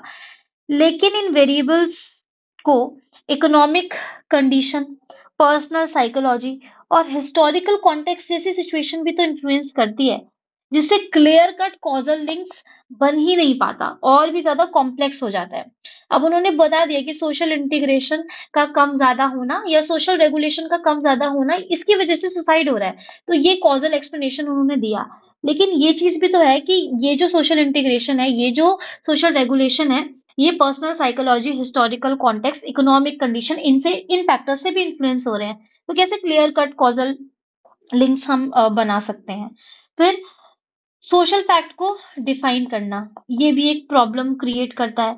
दरखाइम ने सोशल फैक्ट को एक्सटर्नल, कोअर्सिव और जनरलाइज्ड फॉर्म में डिफाइन किया, लेकिन इन्हें डिफाइन करना और कैटेगराइज करना एक सब्जेक्टिव प्रोसेस है। कभी कभी ये डिसाइड करना मुश्किल होता है कि क्या एक सोशल फैक्ट है और क्या नहीं, स्पेशली जब सोशल नॉर्म्स इवॉल्व करते हैं। तो डिफाइन करने में प्रॉब्लम आ रही है। क्यों? क्योंकि सोशल नॉर्म जो है वो इवॉल्व होते जा रहे हैं, तो कैसे डिफाइन करें? एक सोसाइटी में जो चीज एक सोशल नॉर्म है, वो दूसरी सोसाइटी में नॉर्म नहीं हो सकती। जैसे पुरानी जनरेशन के नॉर्म्स नई जनरेशन के नॉर्म से अलग होते हैं, तो इस वजह से कंसिस्टेंसी मेंटेन करना मुश्किल होता है। तो ये प्रॉब्लम्स हैं, और इसी पे पीवाईक्यू आ रखा था। सिर्फ ये पूछ रखा था कि what are the problems in observing social fact, बस। और यही लिखना था कि क्या प्रॉब्लम्स थी। फिर ये हो गया rules for observing social fact, हो गए है ना, ये वाला हो गया। फिर वो आते हैं रूल्स ऑफ क्लासिफिकेशन पे। अब हम देखेंगे रूल्स ऑफ क्लासिफिकेशन। ये मैंने आपको डिटेल में पहले ही बता दिया। रूल्स ऑफ क्लासिफिकेशन में वो सोशल फैक्ट को क्लासिफाई करते हैं। जैसे सोशल फैक्ट वो कहते हैं, एक होता है आपका मटेरियल सोशल फैक्ट, एक है आपका नॉन मटेरियल सोशल फैक्ट। अब मटेरियल सोशल फैक्ट में हमने देखा था मॉर्फोलॉजिकल सोशल फैक्ट आएगा। मॉर्फोलॉजिकल सोशल फैक्ट जैसे demography, this provides shape and character to the society. ये हमने अभी डिटेल में देखा। मॉर्फोलॉजिकल के बाद यहाँ पर आएगा आपका स्ट्रक्चरल सोशल फैक्ट। ये स्ट्रक्चर्स के फॉर्म में होता है, जैसे religion, caste, family, education, judiciary, ये सारी चीजें। और उसके बाद यहाँ पर सोशल करंट भी आएगा। So values followed by certain people, but later may convert into social fact. For example, live in relationship और जो भी हमने इतने सारे एग्जाम्पल देखे, same sex relationship, same sex marriages, ये सारी चीजें. फिर उसी तरीके से नॉन मटेरियल फैक्ट में क्या आएगा आपका? नॉन मटेरियल सोशल फैक्ट में सोशल करंट्स. तो अब सोशल करंट्स हमारे मटेरियल सोशल फैक्ट में भी आएगा और नॉन मटेरियल सोशल फैक्ट में भी आती है. तो ये रूल्स ऑफ क्लासिफिकेशन. अब why is this classification important? Because society का बेटर अंडरस्टैंडिंग मिलता है. तो ये क्लासिफिकेशन हमें दिखाता है कि सोसाइटी का स्ट्रक्चर सिर्फ एक टाइप के फैक्ट्स पर बेस नहीं होता. मटेरियल और नॉन मटेरियल फैक्ट मिलकर सोसाइटी का फॉर्मेशन और फंक्शनिंग करते हैं. फिर ये क्लासिफिकेशन हमें अलाउ करता है कि हम एक सोसाइटी के फैक्ट्स को दूसरी सोसाइटी के फैक्ट से कंपेयर करें और कॉमन पैटर्न्स को समझें. तो ये चीजें हो गई. तो सोशल फैक्ट्स में इतनी ही चीजें थी क्लासिफिकेशन में. और जो इसका डिटेल था, मटेरियल, नॉन मटेरियल में सोशल करंट्स तो आएंगे, साथ में जो कलेक्टिव थिंकिंग है, कलेक्टिव फीलिंग्स है, which are present in the forms of morals, values और आपका शेयर्ड नॉर्म्स, ये सारी आपका नॉन मटेरियल में आएंगे. अब जो सोशल करंट वाला पार्ट होता है, जो कि नॉन इंस्टीट्यूशनलाइज्ड होता है, वो मटेरियल भी हो सकता है और नॉन मटेरियल भी हो सकता है. मतलब वो टेंजिबल भी हो सकता है, डायरेक्टली ऑब्जर्व भी कर सकते हैं हम उसे, या वो इनटेंजिबल भी हो सकता है, एक मेंटल फ्रेमवर्क के फॉर्म में भी हो सकता है उसका नेचर एब्स्ट्रैक्ट हो. तो सोशल करंट जो है वो दोनों पार्ट में आएगा. ये चीज आपको याद रखनी है. फिर नेक्स्ट आते हैं हम रूल्स ऑफ डिस्टिंक्शन में. अब वो कहते हैं कि सोशल फैक्ट के जो इम्पैक्ट हैं वो दो तरीके के होते हैं. एक होते हैं नॉर्मल, जिसको हम फंक्शनल भी कहते हैं, ये होगा नॉर्मल सोशल फैक्ट. और एक होता है पैथोलॉजिकल पैथोलॉजिकल सोशल फैक्ट, ये डिसफंक्शनल भी होता है. तो रूल्स ऑफ डिस्टिंक्शन में दो तरीके के फैक्ट्स उन्होंने बताए. Normal social fact which are functional to the society, pathological social fact which are dysfunctional to the society. तो नॉर्मल सोशल फैक्ट क्या होगा? जो इंटीग्रेशन को बढ़ाएगा. तो normal social fact will promote integration, functional होगा सोसाइटी के लिए. और पैथोलॉजिकल सोशल फैक्ट कौन सा होगा? जो इंटीग्रेशन को कम करेगा. Pathological social fact breaks integration. But Durkheim तो फंक्शनलिस्ट है और यहाँ पर वो डिसफंक्शनल एस्पेक्ट की बात कर रहे हैं. तो ये तो थोड़ा कंफ्यूजन क्रिएट हो रहा होगा आप लोगों को कि डर्कहाइम तो फंक्शनलिस्ट है बट यहाँ पे वो डिसफंक्शनल की बात कर रहे हैं. तो क्या कहते हैं कि Durkheim says these pathological facts, ये जो पैथोलॉजिकल फैक्ट्स हैं, ये भी कहीं ना कहीं फंक्शनल होते हैं सोसाइटी के लिए, because it leads to the establishment of new normal social fact by questioning the existing social fact. तो इसको भी वो क्या कह रहे हैं कि डिसफंक्शनल है, इंटीग्रेशन को ब्रेक करेगा. लेकिन आगे जाके ये पैथोलॉजिकल सोशल फैक्ट ये फंक्शनल बन जाएगा. क्यों? क्योंकि ये एक नया न्यू नॉर्मल सोशल फैक्ट बनाएगा जो एग्जिस्टिंग सोशल फैक्ट को क्वेश्चन करेगा. अब नॉर्मल सोशल फैक्ट समझने में तो कोई प्रॉब्लम नहीं हो रही होगी. पैथोलॉजिकल मैं आपको समझाती हूँ. एग्जाम्पल, यहां पर पैथोलॉजिकल का एग्जाम्पल ले रही हूँ. क्रिमिनल बिहेवियर एक एग्जाम्पल लेते हैं.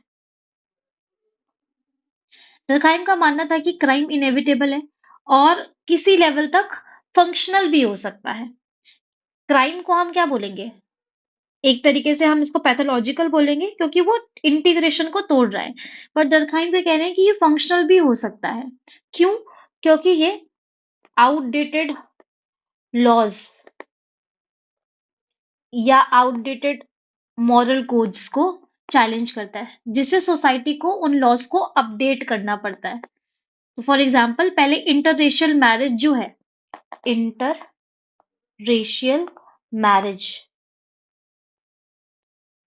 ये इलीगल थी. इंटररेशियल मैरिज जो है वो इलीगल थी और ऐसे रिलेशनशिप को क्रिमिनल माना जाता था. लेकिन लोगों के परसिस्टेंस डिफाइंस जो इनिशियली पैथोलॉजिकल समझा गया है ना, उसकी वजह से ये लॉज जो है ये बदले गए और इससे सोसाइटी में ग्रेटर इक्वालिटी आई. तो क्या कहते हैं कि पैथोलॉजिकल सोशल फैक्ट डिसफंक्शनल होंगे क्योंकि ये इंटीग्रेशन को कम कर रहे हैं, लेकिन आगे जाके ये पैथोलॉजिकल फैक्ट भी जो है ये फंक्शनल बनेंगे क्योंकि ये एक न्यू नॉर्मल सोशल फैक्ट बनाएंगे। जैसे इंटररेशियल मैरिजेस पहले इलीगल थी, लेकिन अब ये क्योंकि ये पहले पैथोलॉजिकल समझा गया, लेकिन अब क्या है कि इसने लॉज बदले, परसिस्टेंस डिफाइंस की वजह से लॉज बदले और सोसाइटी में ग्रेटर इक्वालिटी आई, तो कहीं ना कहीं ये फंक्शनल है। फिर दूसरा एग्जाम्पल क्या हो सकता है, सोशल मूवमेंट्स। अक्सर सोशल मूवमेंट्स को इनिशियली क्या माना जाता है, डिविएंट माना जाता है या पैथोलॉजिकल माना जाता है, लेकिन ये मूवमेंट्स लॉन्ग टर्म में सिग्निफिकेंट सोसाइटल प्रोग्रेस लेकर आते हैं। Example, stone wall rights LGBTQ plus rights के लिए एक डिस्ट्रप्टिव इवेंट था, लेकिन ये एक टर्निंग पॉइंट बन गया और इसने एलजीबीटीक्यू प्लस कम्युनिटी के राइट्स के लिए ग्लोबल मूवमेंट का जन्म दिया।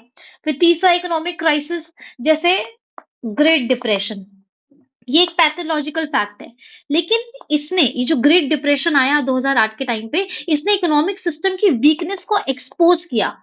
फिर इसका रिजल्ट क्या आया कि एक वेलफेयर स्टेट और नए रेगुलेटरी फ्रेमवर्क जैसे इनोवेशंस में हुआ।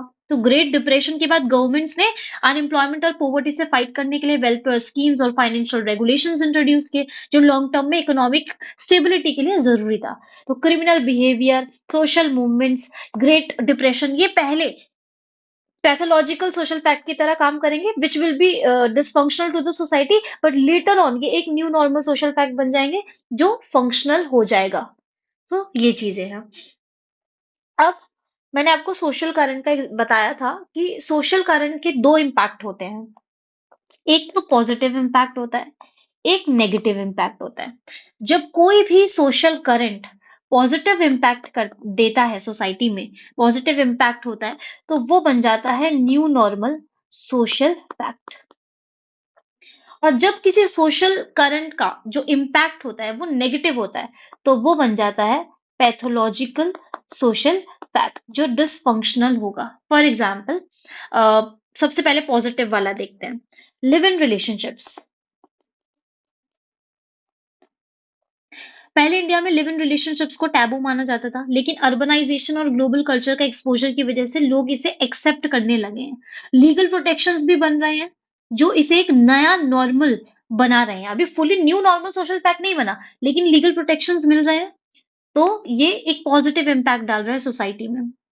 हो सकता है आगे जाके ये proper new normal social fact बन जाए। इंटरकास्ट मैरिजेस, पहले इंटरकास्ट मैरिजेस को अपोज किया जाता था, लेकिन अब इक्वालिटी और लव मैरिजेस की सपोर्ट में एक्सेप्टेंस बढ़ रही है। गवर्नमेंट भी इंटरकास्ट कपल्स के लिए इंसेंटिव्स दे रही है ना। फिर सबसे अच्छा एग्जाम्पल ये है, रिमोट वर्क, जो कि अब एक न्यू नॉर्मल सोशल फैक्ट, ये तो अभी नहीं बने हैं एवोल्यूशन के स्टेज में, लेकिन ये बन गया है। फॉर एग्जाम्पल, कोविड-19 पेंडेमिक, है ना, इसके टाइम पे रिमोट वर्क एक जरूरत बन गया था। अब ये एक नया नॉर्मल सोशल फैक्ट बन गया है और कई कंपनीज हाइब्रिड या फुली रिमोट वर्क भी कर रही हैं। फिर ऑनलाइन एजुकेशन, पैंडेमिक के टाइम ऑनलाइन लर्निंग एक ऑप्शन बन गया था फिजिकल क्लासरूम्स की जगह। अब कई प्लेटफॉर्म्स हैं जो, जैसे कुछ प्लेटफॉर्म्स है जैसे कोर्सेरा, तो इन प्लेटफॉर्म्स की वजह से ये एजुकेशन सिस्टम का परमानेंट पार्ट बन गया है ऑनलाइन एजुकेशन, तो ये न्यू नॉर्मल सोशल फैक्ट बन गया है। कैशलेस ट्रांजैक्शंस, डिमोनेटाइजेशन और पैंडेमिक के बाद डिजिटल पेमेंट जैसे यूपीआई के काफी पॉपुलर हुए। अब रूरल एरियाज तक लोग कैशलेस ट्रांजैक्शंस को एक्सेप्ट कर रहे हैं, तो ये पॉजिटिव इम्पैक्ट डाल रहा है। अब हम देखते हैं नेगेटिव इम्पैक्ट जो डालते हैं, जो ये तो सोशल करंट्स हैं जो पॉजिटिव इम्पैक्ट डाल रहे हैं, है ना। अब देखेंगे वो सोशल करंट जो नेगेटिव इम्पैक्ट डाल रहे हैं, जिसको हम पैथोलॉजिकल सोशल फैक्ट कह रहे हैं, जो न्यू नॉर्मल सोशल फैक्ट नहीं बन पाते। इसका एग्जाम्पल है मास कंज्यूमरिज्म या इन्वायरमेंटल डैमेज, मटेरियलिस्टिक लाइफस्टाइल,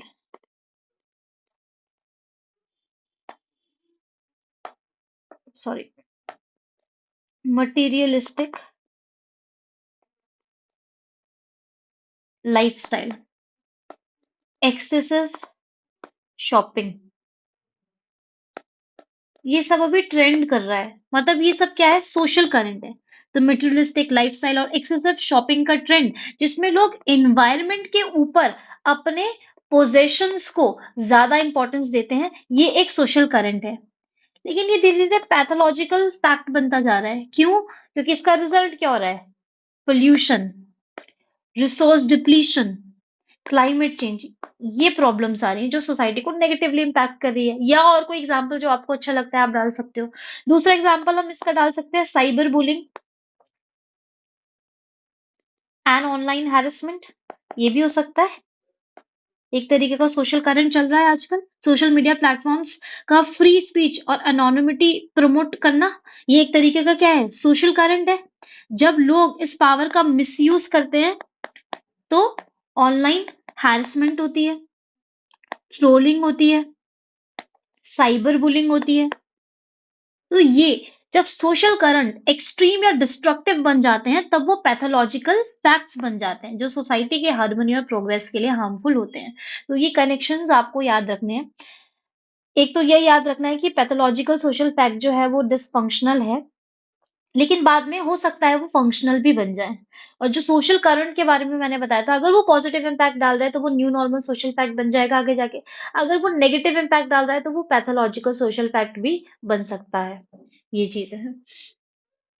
अब rules to identify social fact. तो डरखाइम ने सोशल फैक्ट को एक्सप्लेन करने के लिए दो अप्रोचेस दिए। एक है कॉजल अप्रोच और एक है फंक्शनल अप्रोच।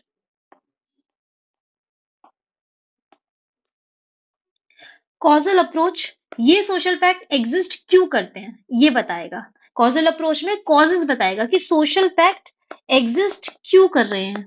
और फंक्शनल अप्रोच बताएगा कि ये सोशल फैक्ट सोसाइटी के लिए क्या काम कर रहा है। ये सोशल फैक्ट का फंक्शन बताएगा और ये इसका एग्जिस्टेंस बताएगा। तो ये दोनों मेथड्स एक साइंटिफिक तरीका देते हैं समझने के लिए कि एक सोशल फैक्ट कहाँ से आता है और सोसाइटी में कैसे काम कर रहा है।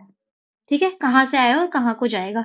तो क्या कहाँ से आ रहा है और क्या काम कर रहा है। For example suicide rate. Suicide का कॉज इंडिविजुअल्स की पर्सनल प्रॉब्लम नहीं होती। ये कॉजल अप्रोच का मैं बता रही हूँ।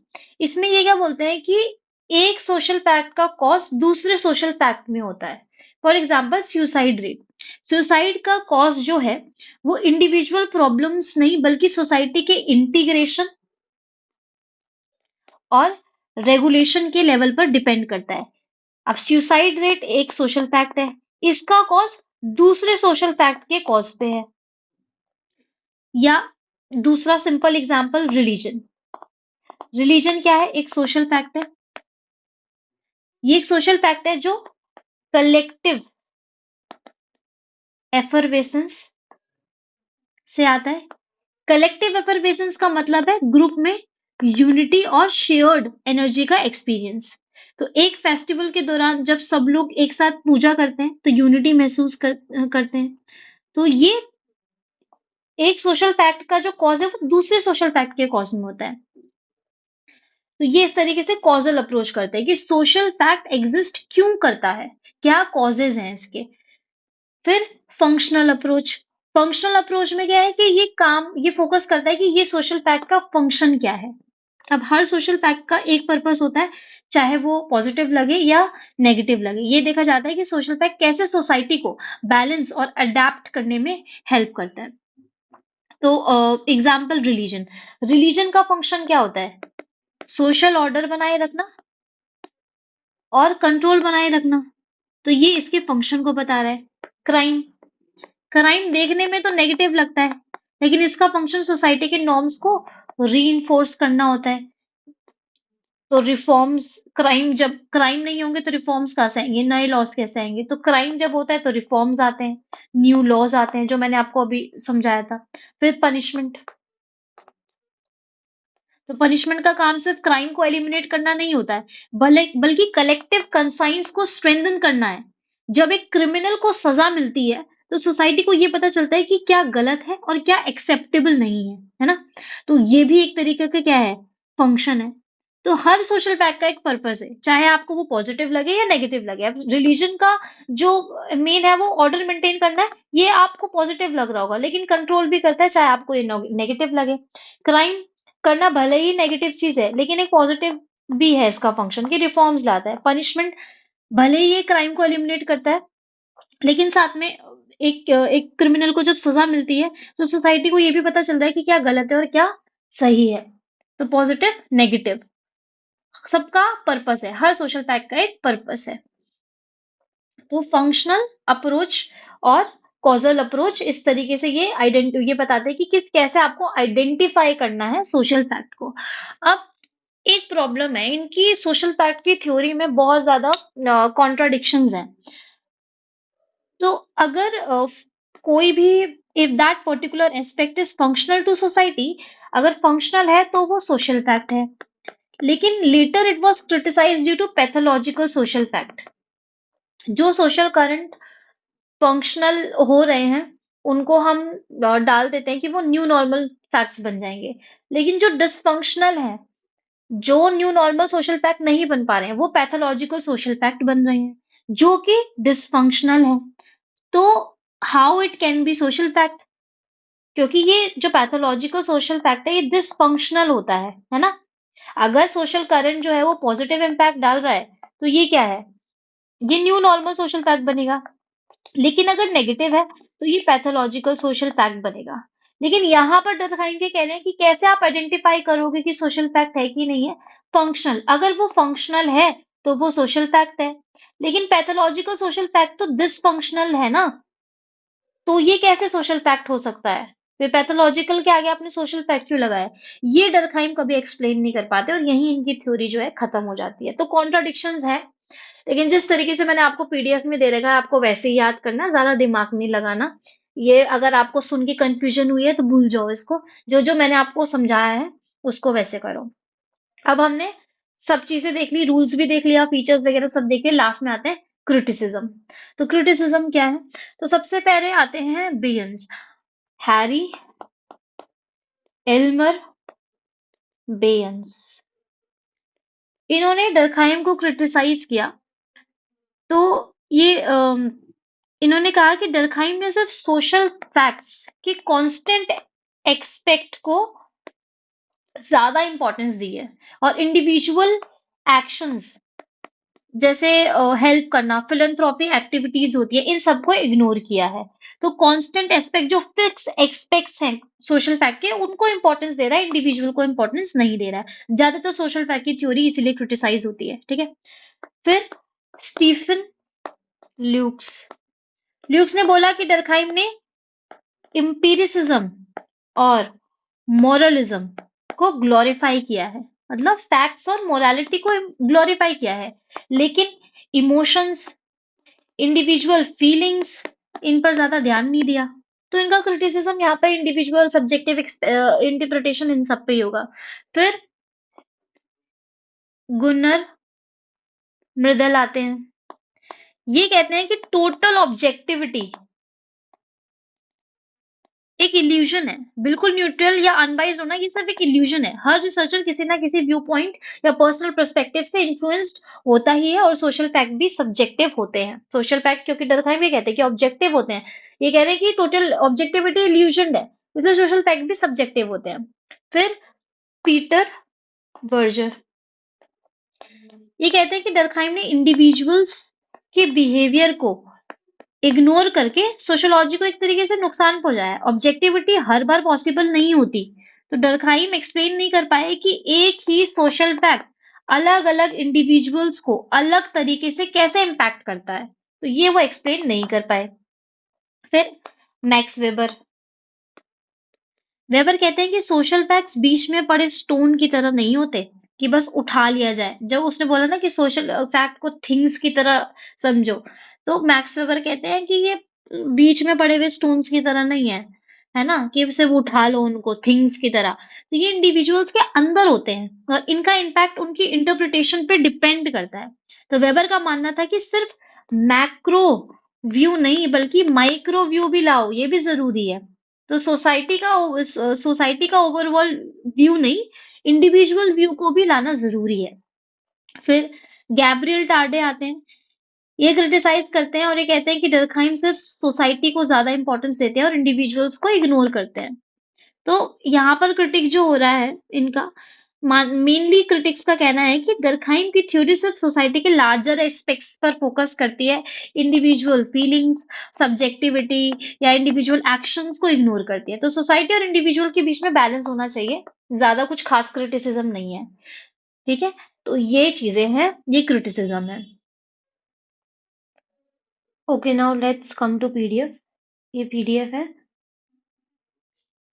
यहाँ पर है कॉन्टेक्स्ट, फिर ये challenges in establishing sociology as discipline. ये शॉर्ट में मैंने दे रखा है, सिर्फ रीड कर लेना और एक बेसिक अंडरस्टैंडिंग होनी चाहिए आप लोगों को। ठीक है, फिर उसके बाद डिमार्केटिंग सोशियोलॉजीज नेचर एंड स्कोप। क्यों, क्या वो चाहते थे कि इसका एक स्पेसिफिक सब्जेक्ट मैटर हो। 4 जनरल कंडीशन उन्होंने बताई थी। ठीक है, कि कैसे हम साइंस ऑफ सोसाइटी एस्टैब्लिश कर सकते हैं। ये बुक का नाम याद रखना है आपको, मोंटेस्क्यू एंड रूसियो 1892 में जो उन्होंने लिखी थी। स्पेसिफिक सब्जेक्ट मैटर होना चाहिए, डेफिनेट फील्ड ऑफ एक्सप्लोरेशन होना चाहिए, मतलब ऑब्जेक्टिव रियलिटीज को स्टडी करना चाहिए उसको, जनरलाइज करना चाहिए, जनरलाइजेशन, यूनिवर्सल लॉज पे फोकस करना चाहिए और साइंटिफिक मेथड अप्लाई करने चाहिए similar to those use in natural sciences. तो ये नेचर एंड स्कोप होना चाहिए सोशियोलॉजी का। क्यों वो साइंटिफिक डिसिप्लिन बनाना चाहते थे? क्योंकि वो चाहते थे कि साइकोलॉजी और फिलोसफी जैसे सब्जेक्ट से सोशियोलॉजी अलग फील्ड बन के आए। अगर साइंटिफिक एनालिसिस नहीं करेंगे, साइंटिफिकली उसको एस्टैब्लिश नहीं करेंगे, तो वो एक और ब्रांच ऑफ फिलोसफी बन के रह जाएगी। फिर सब्जेक्ट मैटर सबसे पहले वो डिफाइन करते हैं कि क्या है सोशल फैक्ट। ठीक है, और ये ही मस्ट सोशल फैक्ट को उन्होंने कहा कि it must be regarded as things, must be specific and distinguishable. यहाँ पे सारे पॉइंट्स हैं। Should be observed and explain. और ये इन्होंने कहाँ बताया था? The rules of sociological method, जो उन्होंने 1895 में लिखे थे। फिर डेफिनेशन दे रखी है, इलस्ट्रेशन ऑफ सोशल फैक्ट। ये एक एग्जाम्पल है कि किस तरीके से आपका एक जो करियर है, जो मैंने एग्जांपल भी दिया था कि आप इंडिविजुअल जो अपना करियर चूज करता है वो कैसे एक्सटर्नल सोसाइटल फैक्टर से शेप होता है। तो ये मैंने यहाँ पे शॉर्टली बताया है। जैसे कल्चरल नॉर्म, तो हम प्रेस्टीज ऑफ सर्टेन प्रोफेशन देख के करते हैं। इकोनॉमिक कंडीशंस, जो जॉब मार्केट में डिमांड है उसके हिसाब से हम अपना करियर चूज करते हैं। फिर फैमिली एक्सपेक्टेशंस के हिसाब से करते हैं। एजुकेशन रिसोर्सेज, जेंडर रोल्स, वहां पे मैंने आपको डिटेल में बताया था समझाने के लिए। ठीक है, उसके बाद फिर ये टाइप्स ऑफ सोशल फैक्ट है on the basis of structure, या इसको हम इंस्टीट्यूशनलाइज्ड भी कहते हैं। ठीक है, तो यहाँ पे मटेरियल सोशल फैक्ट आएगा। मटेरियल सोशल फैक्ट को स्ट्रक्चर या मॉर्फोलॉजिकल सोशल फैक्ट में डिवाइड किया था उन्होंने आगे जाके। फिर नॉन मटेरियल फैक्ट, ये भी इंस्टीट्यूशनलाइज्ड फॉर्म में आता है। ये दोनों ही, मटेरियल भी और नॉन मटेरियल भी, ये दोनों institutionalised forms of social fact है। ये पूरी तरीके से बन चुके हैं। उसके बाद फिर यहाँ पर आता है नॉन इंस्टीट्यूशनलाइज, जो सोशल करंट है, जो फुली इवॉल्व नहीं हुए हैं या फुली उन्होंने स्ट्रक्चर नहीं लिया है। उसके बाद यहाँ पर सारे एग्जाम्पल्स मैंने डाल दिए हैं। उसके बाद फिर मैंने आपको रिलेशन बताया था कि सोशल करंट्स जो हैं वो या तो न्यू नॉर्मल सोशल फैक्ट बनेंगे या वो पैथोलॉजिकल फैक्ट बनेंगे। तो ये एग्जांपल्स हैं कि न्यू नॉर्मल सोशल फैक्ट बनते हैं तो क्या एग्जांपल है उसके। उसके बाद यहाँ पर ये एग्जांपल है social current and pathological fact का, कि सोशल करंट जब पैथोलॉजिकल फैक्ट बनते हैं तब क्या है, यहाँ पर एग्जांपल्स है। फिर on the basis of acceptability है, normal and pathological. Normal functional होता है, पैथोलॉजिकल डिसफंक्शनल होता है, लेकिन आगे जाके कहते हैं कि ये डिसफंक्शनल भी जो है वो फंक्शनल बनता है। तो यहाँ पर इस तरीके से पूरा है। फिर कैसे पैथोलॉजिकल फैक्ट्स जो है वो फंक्शनल बनते हैं, इसका एग्जाम्पल है। फिर कैरेक्टरिस्टिक्स ऑफ सोशल फैक्ट है। फिर रूल्स आ जाते हैं। Rules for observing social fact में वो क्या देते हैं, ये सारे रूल्स है। रूल्स ऑफ क्लासिफिकेशन है, रूल्स ऑफ डिस्टिंक्शन है। ये शॉर्टली है, आपको पेपर में लिखने के उससे ही दे रखा है। फिर rules of explanation of social fact, causal approach है और फंक्शनल अप्रोच है। फिर उसके बाद क्रिटिसिज्म है यहाँ पर। फिर लास्टली मैंने पीवाईक्यूज डाले हैं। कुछ पीवाईक्यूज तो डायरेक्टली इस कंटेंट से हो रहे हैं, ये वाले भी हो रहे हैं, लेकिन फिर भी मैंने एक अलग स्ट्रक्चर्ड फॉर्म में आप लोगों को दे दिया है। Examine the nature of social facts as understood by the Durkheim. तो नेचर में आपको कैरेक्टरिस्टिक्स बतानी है। तो जो पीडीएफ में मैंने आपको कैरेक्टरिस्टिक्स दे रखी है, आप या तो वो डाल दीजिए या एग्जैक्टली ये रेप्लीकेट कर दीजिए। ठीक है, एग्जाम्पल्स के साथ है। तो नेचर मतलब कैरेक्टरिस्टिक्स ही बतानी तो यहाँ पे मैंने 7 बता दिया है और कुछ आपके पीडीएफ में भी है, कैरेक्टरिस्टिक्स वाले पार्ट में भी है, तो आप देख लीजिएगा जो आपको सही लगे। फिर दूसरा क्वेश्चन आ रखा है, does scientific method make sociology या science, illustrate your answer with Durkheim's method.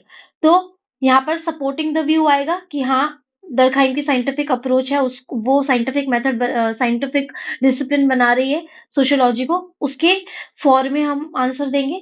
उसके बाद एग्जाम्पल भी लिखेंगे, फिर काउंटर आर्ग्यूमेंट्स भी है और फिर लास्ट में एक बैलेंस्ड व्यू है। ठीक है, तो इस तरीके से आपको ये आंसर अप्रोच करना है।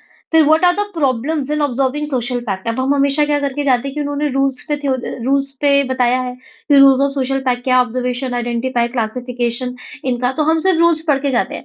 बट क्वेश्चन क्या आया पेपर में कि प्रॉब्लम्स क्या है इन ऑब्जर्विंग द सोशल फैक्ट, तो ये प्रॉब्लम्स है, जो कि मैंने आपको समझा दिया था।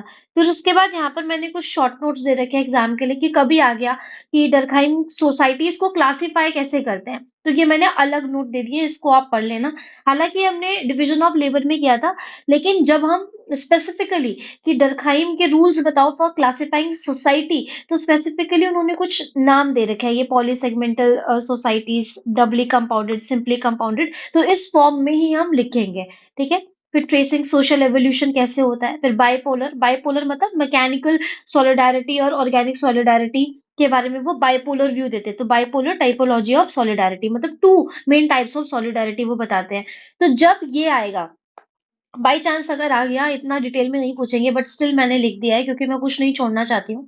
तो दरखाइम रूल फॉर क्लासिफाइंग सोसाइटीज अगर प्रॉपरली आएगा तो आप लोगों को ये टर्म्स यूज करनी है, ये पॉलीसेगमेंटल, ये बाइपोलर, इस फॉर्म में ही आपको आंसर लिखना है। ठीक है, फिर पैटर्न ऑफ चेंज, फिर rules for testing sociological explanations, वो ये एक तरीके से उनकी मेथोडोलॉजीज है कि वो किस तरीके से मेथड्स यूज करते हैं। तो मान लो अगर कभी उनके मेथड्स पे क्वेश्चन आ गया तो you have to write this कि वो कंपैरेटिव मेथड यूज करते हैं, एम्पिरिकल इन्वेस्टिगेशन, ऑब्जेक्टिविटी, इस तरीके से ये मैंने यहाँ पर दे रखा है। तो ये टोटल आपकी पीडीएफ है और यहाँ पर आपकी सोशल फैक्ट की थ्योरी जो है वो मेरी साइड से कंप्लीट हो जाती है। अब आप लोगों को वीडियो देखनी है, शॉर्ट नोट्स बनाओ वीडियो पढ़ते हुए। ठीक है, वीडियो जब आप देखते हो तो शॉर्ट नोट्स आपको बनाने हैं, हैंड रिटन नोट्स लिख लिख के करो, उससे क्या होगा कि आपको याद रह जाएगा, वीडियो दोबारा देखने की जरूरत नहीं पड़ेगी। उसके बाद फिर इस पीडीएफ को अच्छे से पढ़ो और फिर इस पीडीएफ के शॉर्ट नोट्स बनाओ, ये आपको करना ही पड़ेगा, अगर ऐसे नहीं करोगे तो वो पैसिव लर्निंग होगी। अगर आप चाहते हो कि आपको एक पढ़ के याद हो तो लिखना तो पड़ेगा। ठीक है, तो यहाँ से मेरी साइड से सोशल फैक्ट की थ्योरी खत्म हो जाती है। आपको सोशल फैक्ट के जितने भी क्वेश्चंस हैं या डर्कहाइम से रिलेटेड जितने भी क्वेश्चंस हैं वो लास्ट में जब डर्कहाइम कंप्लीट हो जाएगा तब आप लोगों को मिल जाएगा और आप अपने हिसाब से लिखते रहिए और पोस्ट करते रहिए। मुझे जब टाइम मिलेगा मैं इवैल्यूएट करके आपको दे दूंगी। So thank you. All the best. Keep studying.